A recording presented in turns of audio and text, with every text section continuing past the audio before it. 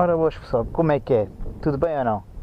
Aqui mais um vídeo do Alex26 e aqui hoje estamos a mostrar-vos o som do meu escape Leovici SBK sem o DB Killer. Ora aqui vai. Vou meter-me aqui deste lado. Vejam lá se gostam.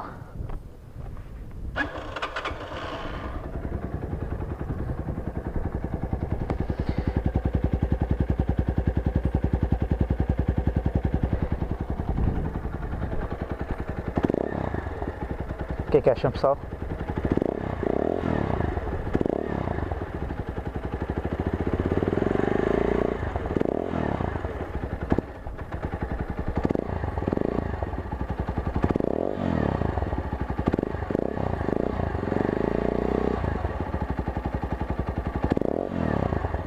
Já faz barulho agora, né?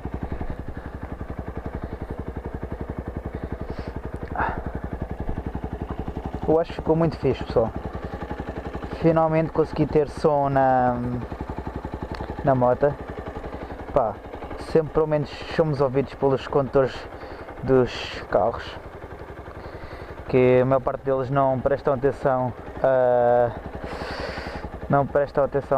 às motas, nem onde elas podem passar, por isso temos que nos fazer ouvir, né? E além disso, o barulho está muito mais interessante. E é isso, pessoal. Um pequeno vídeo só para vos mostrar aqui o som da menina.